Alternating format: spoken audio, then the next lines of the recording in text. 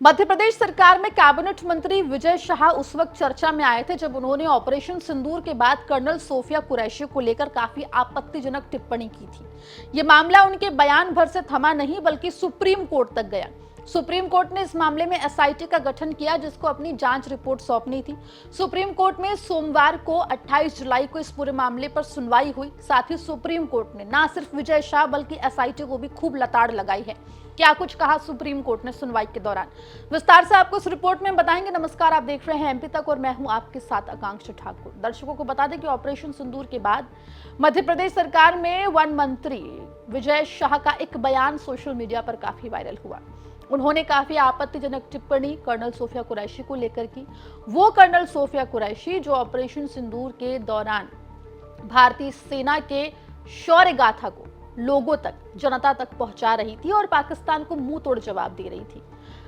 विजय शाह के द्वारा की गई टिप्पणी के सामने आने के बाद मध्य प्रदेश हाईकोर्ट ने इस पर स्वतः संज्ञान लिया और उनके ऊपर एफआईआर कराने के निर्देश दिए। अपने ऊपर हुई एफआईआर के खिलाफ विजय शाह ने सुप्रीम कोर्ट का रुख किया। सुप्रीम कोर्ट ने इस पूरे मामले में विजय शाह को गिरफ्तारी से राहत दी, लेकिन एसआईटी का गठन करके इस पूरे मामले में जांच के निर्देश दे दिए। आपको बता दें कि एसआईटी ने अभी तक 87 लोगों के बयान इस पूरे मामले में लिए हैं। विजय शाह को जबलपुर बुलाकर एसआईटी ने विजय शाह से पूछताछ की है। लगभग 25 मिनट चली इस पूछताछ में कई पहलुओं पर, कई सवालों पर जो है जवाब मांगा गया। और जब इस पूरे मामले की सुनवाई 28 जुलाई को सुप्रीम कोर्ट में हुई, तब सुप्रीम कोर्ट ने ना सिर्फ विजय शाह को लताड़ा बल्कि एसआईटी से भी तल्ख सवाल किए।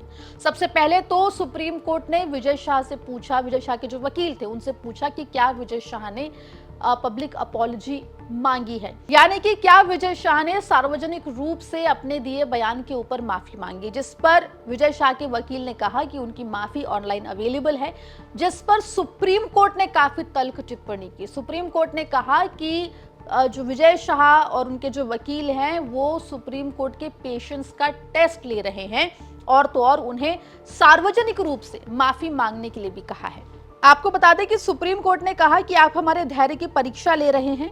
साथ ही एसआईटी से पूछा कि शाह के बयानों से प्रभावित लोगों के बयान आखिरकार एसआईटी ने क्यों दर्ज नहीं किए। इतना ही नहीं, एसआईटी ने सुप्रीम कोर्ट को यह बताया कि जांच के दौरान 27 लोगों के बयान दर्ज किए गए हैं। वीडियो क्लिप की भी जांच की गई है। एसआईटी ने यह भी कहा कि वो अब रिकॉर्ड का विश्लेषण कर रही है। वहीं आपको बता दें कि रिपोर्ट को अंतिम रूप देने के लिए सुप्रीम कोर्ट ने एसआईटी को 13 अगस्त तक का समय दिया है और 18 अगस्त को रिपोर्ट के साथ अदालत में उपस्थित होने के लिए कहा है और 18 अगस्त को इस पूरे मामले पर सुनवाई की जाएगी। कुल मिलाकर सुप्रीम कोर्ट फिलहाल एसआईटी की जांच और विजय शाह के द्वारा जो ऑनलाइन माफी के वीडियो जारी किए गए हैं उनसे खुश नजर नहीं आ रहा है। सुप्रीम कोर्ट का सीधे तौर पर कहना है कि जिस तरीके से पब्लिक डोमेन में विजय शाह ने बयान दिया था, ठीक वैसे ही सार्वजनिक मंच पर वो माफी भी मांगे, क्योंकि उनके बयान से कई लोगों की भावनाएं आहत हुई है। इतना ही नहीं, एसआईटी की रिपोर्ट में जिस तरीके से देरी हो रही है उसको लेकर भी और एसआईटी के काम करने के तरीके के ऊपर भी सुप्रीम कोर्ट ने कहीं ना कहीं सवाल खड़े किए हैं और 13 अगस्त का समय एसआईटी को दिया है कि वो इस पूरे जांच की रिपोर्ट को तैयार करें। अब अगले 18 अगस्त को इस पूरे मामले की सुनवाई होगी और देखना होगा कि क्या विजय शाह को राहत मिलती है या नहीं मिलती है। और एसआईटी, सबसे बड़ी बात इसमें यह रहेगी कि एसआईटी अपनी जांच रिपोर्ट में आखिर क्या कुछ कहती है।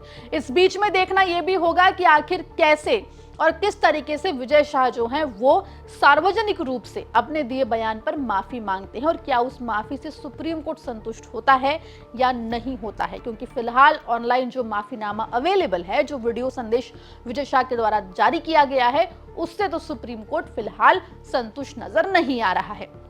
इस मामले में जो भी अपडेट होगा एमपी तक आप तक लेकर आएगा। मध्य प्रदेश जुड़ी तमाम खबरों के लिए बने रहिए एमपी तक के साथ।